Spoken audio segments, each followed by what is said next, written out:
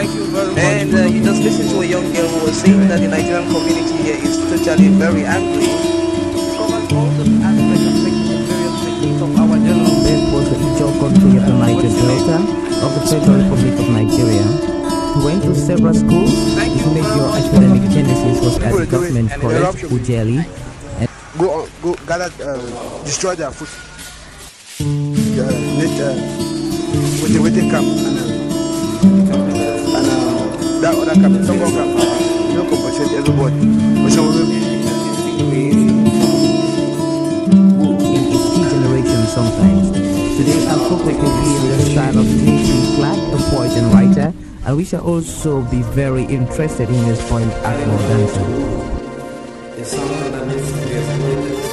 lives are meaningful, some are empty. There are lives that are meaningful, with too much meaning and riches to offer humankind. You know, after some of these earthly adventures and no more, one can still find footprints of these great lives on the pavements of our contemporary life. Good evening, you're welcome to the program Green Planet.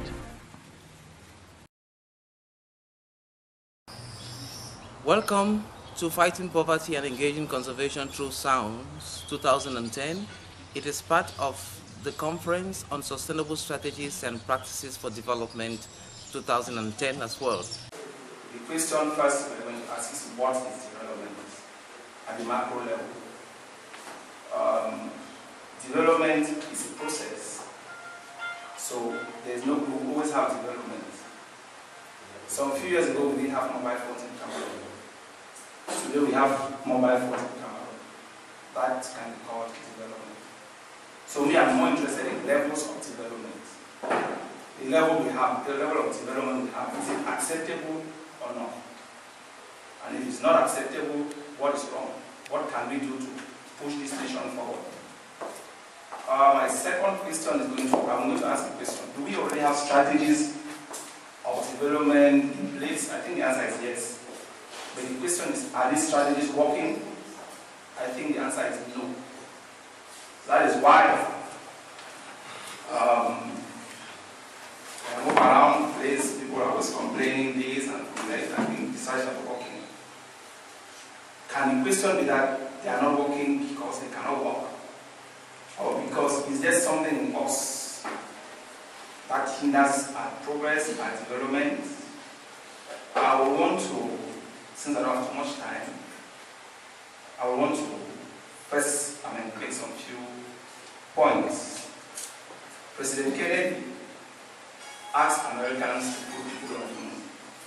They went to work and they got people to the moon. They didn't go to two houses. They didn't go to pastors to pray. They went to work. They went back into their science textbooks and they got people onto the moon. I think most of us know about the Panama Canal. The French tried in the field. The Germans tried in the field. So many countries went there to construct the canal, they could not do it. Somehow, the strategies they were using was not working. All engineers in America, nobody could do it. There was one military doctor who realized that the problem was not the engineering. The problem was that there were too many malaria mosquitoes in Panama, in that area. So those who were going to work in the canal would always fall sick. So it was not the technology, it was not the thing that was the problem. And something was wrong. So what he did, he went to the canal with so many fumigating machines that can kill mosquitoes. When he eradicated malaria mosquitoes from Panama area, the engineers went in and they had their canal, and today we know the story of Panama Canal. Today is history. Another issue I'm going to be highlighting is the belief systems we have. I'm a Cameroonian, I'm an African. We always think that there is some extra, we're African, we cannot run away from it. That to achieve some certain level of development, it cannot be natural. Some years back, I think we all know that in South Korea was not up to Cameroon. But what has happened, that today they are more than us. I want to, a small story. not very important. CDCs we have. The same year we started CDC in Cameroon with all its millions. One Korean, a mechanic, started Ndip Corporation as a mechanic. 50 years later, Ndip Corporation is the biggest.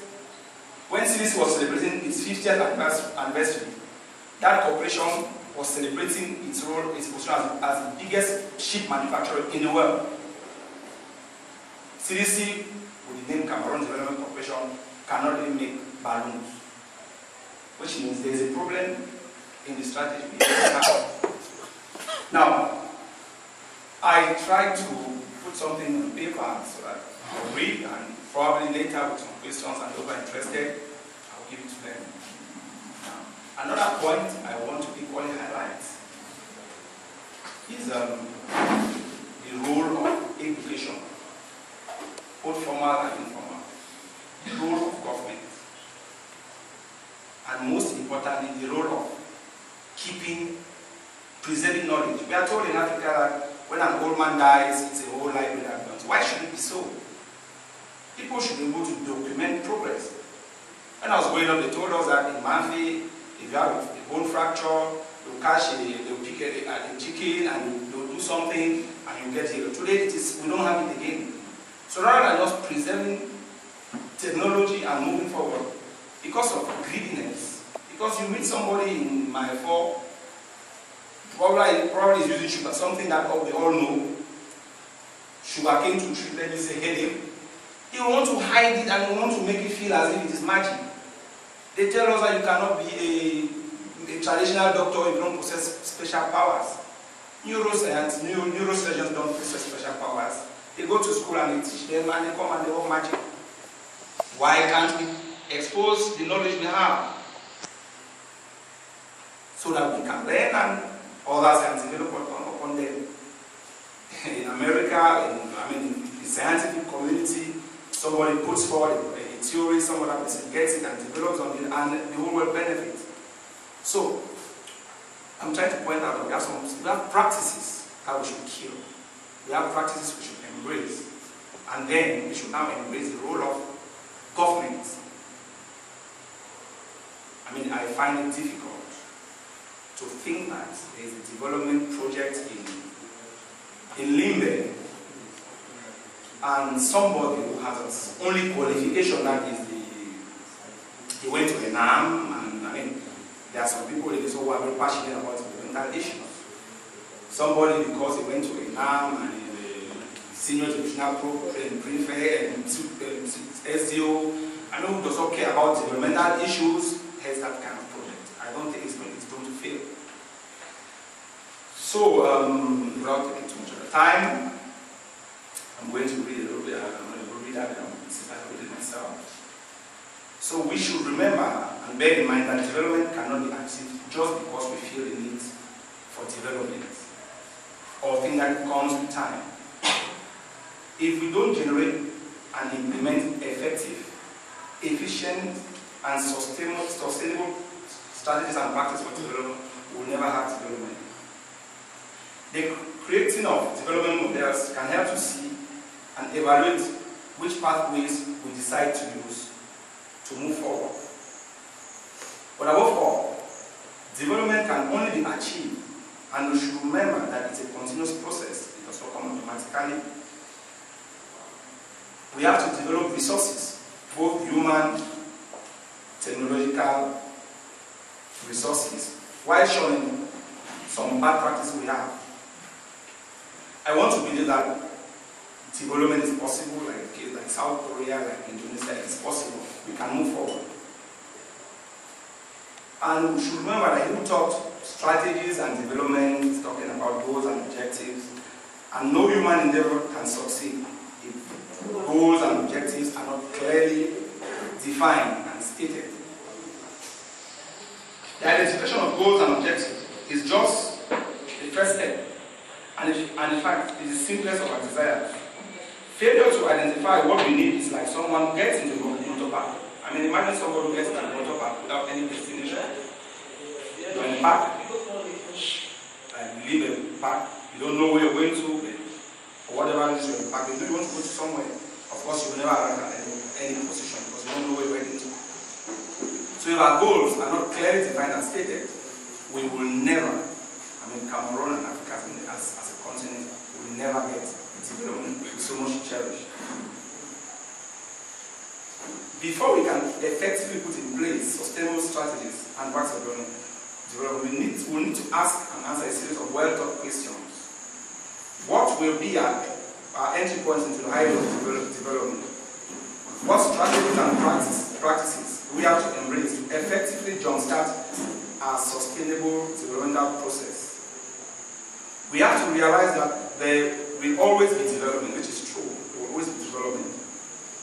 For in every forward march, new achievements will always appear.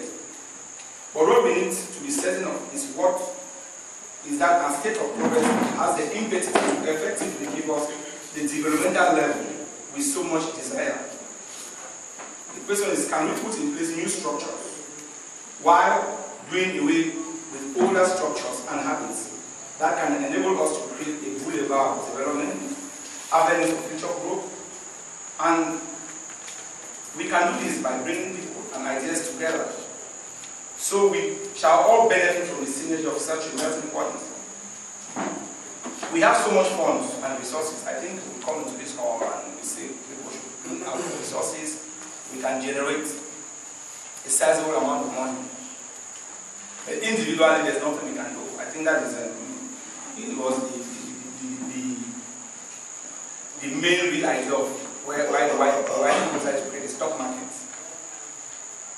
Imagine that we need a 5-star hotel in England. I don't think there's anybody in this hall who can put up a 5-star hotel. But collectively, we can do that. But the question is, how do we guarantee what we put into our pot? So, the issue of ethics will definitely come when we talk about development. Are we truthful to ourselves? Can I have confidence that if I leave my 20 million francs with Mr. Peter, I come back tomorrow, I'll see it? Can I be confident that there's a system, there's a structure that can help me to move forward? Can I, as an individual, be confident that the people who are there to take care of our developmental issues, can they make us move forward? So as also have to ask. We need to train and educate human resources to generate new technologies while effectively mastering old and existing ones. Coordinate our financial resources. To these resources, we need to develop necessary strategies and practices that will enable us to coordinate the resources that we have. Factors that will definitely affect the dynamics of development may include ethics, creativity, the firmness of scientific and technological principles. The government is a very big factor. The judicial and, of course, motivation. So, basically, my idea about development is that we will need structures. We will need to re-educate ourselves. We will need to think that it is possible. We will need to throw away some beliefs that actually pull us back. When I go to Douala and I see a young man who's very rich, the first thing that blocked me, Bill Gates became the richest man when he was just 26 years old. Nobody in America said Bill Gates has gone into some funny practices to make money. Zuckerman, the guy with all his Facebook, he became a billionaire when he was just 21, 22 years old. So I have a lot of time, so I want to think that my idea is that we should generate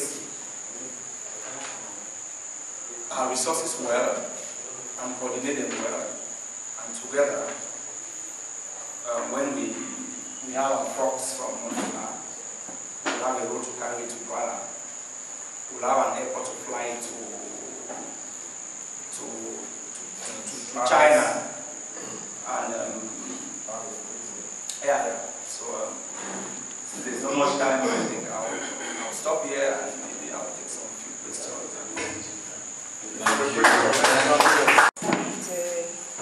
Short and straight to the point. But when I start thinking about development, I have so many things that come into my mind.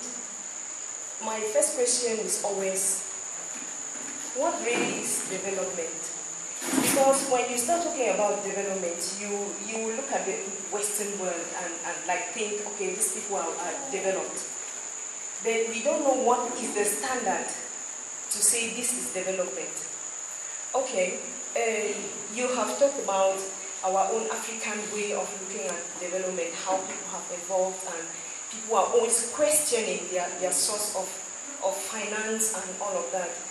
I want to start talking about the fact that when a white man came to Africa in the first place, they made us to think that everything that we do is inferior to what they know or what they do. I think that aspect has played a serious, it has made Africans to like always want to be behind. They never see any possibility of any big thing happening without some diabolical forces being surrounded in the whole aspect. And then I talk about development once more.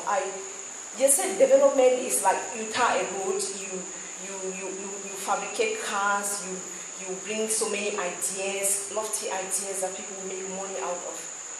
But then when you go back to it, you see the many consequences that human beings are facing as a result of development. So my question is how can we really like put a limit to development? How much development is good development? You know, that's my question.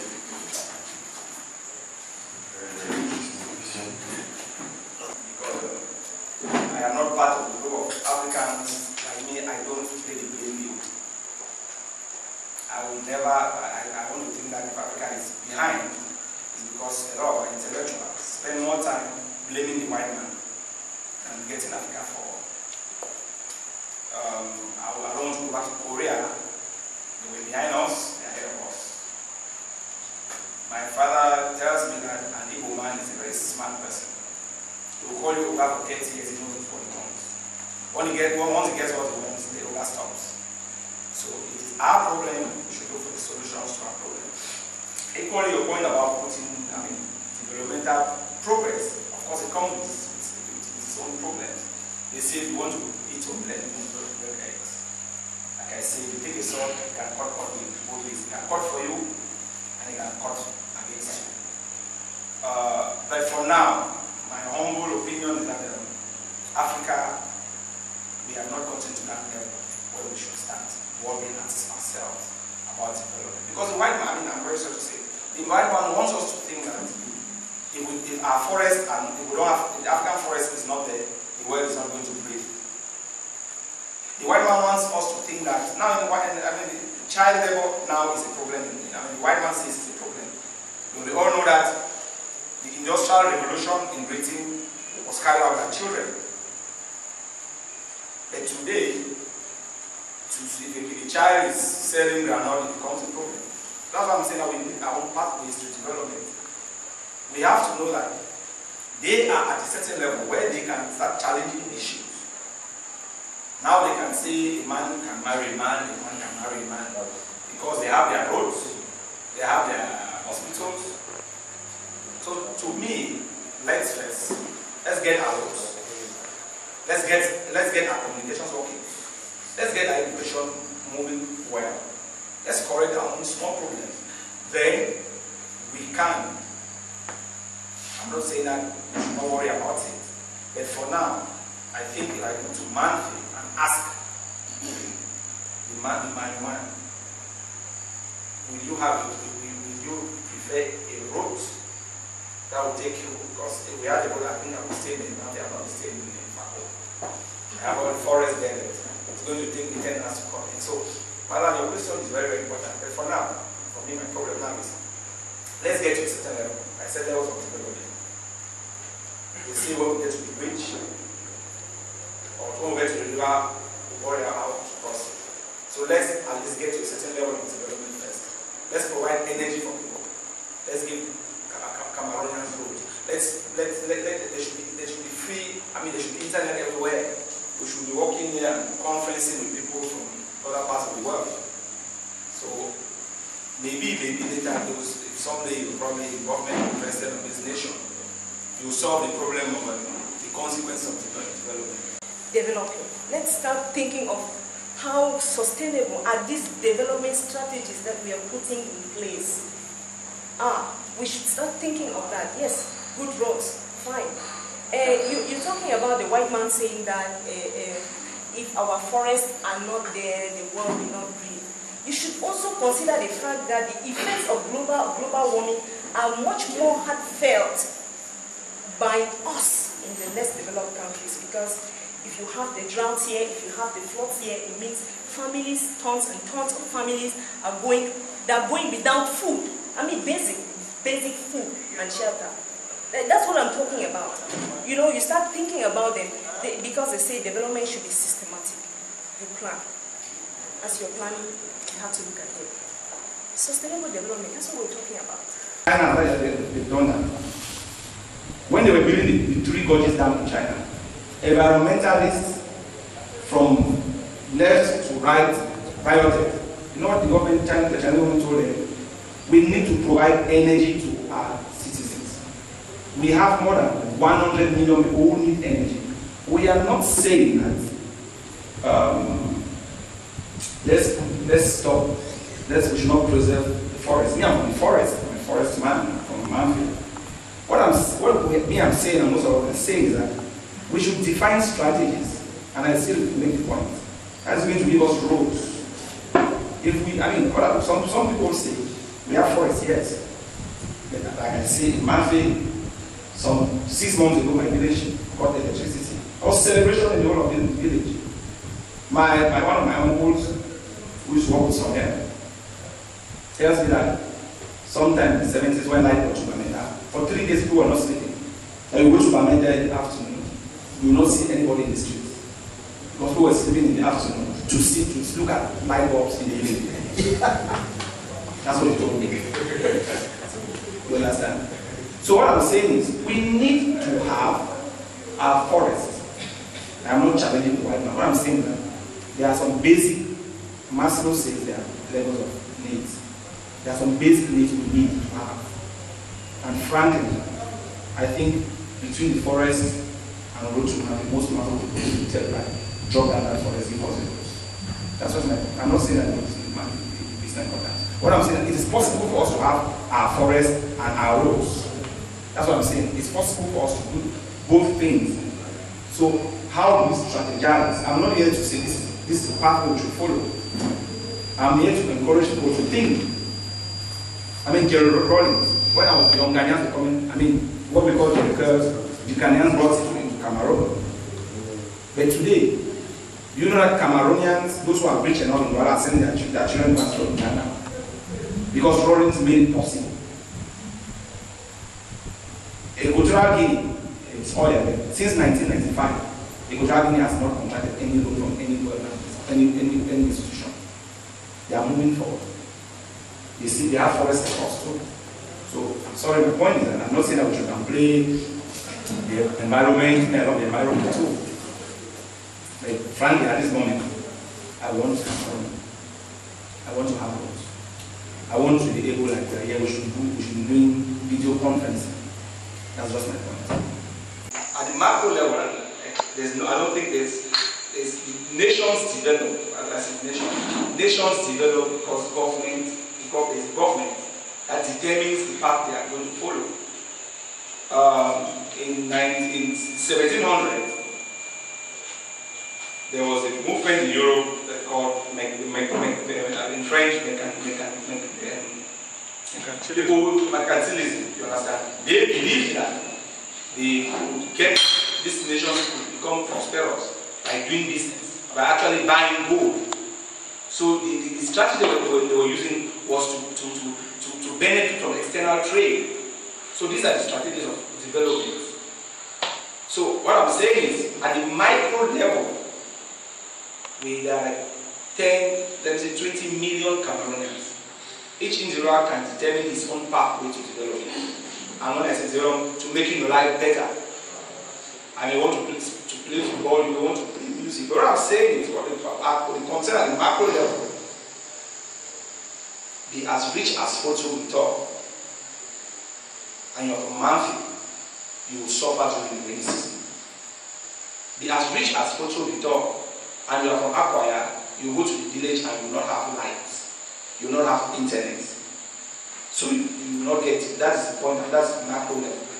So without downplaying that people should improve on their personal self, that's why I said I'm going to approach it from another dimension. I didn't say we should abandon people. That's what I said. My point is, the nation should move forward. We should have better universities, we should have better hospitals. Hi, I thought it was necessary to get someone who preoccupied his presentation on the theme of the day, sustainable strategies and practices for development. Meanwhile, all papers were relevant to this theme, but to extrapolate on the theoretical and practical aspects of this theme was necessary. Therefore, the reason why we had Positive Global Coalition present on the topics on the theme of the day, and to add a more scientific as well as a more theoretical dimension to the specifics that were brought out in the various papers.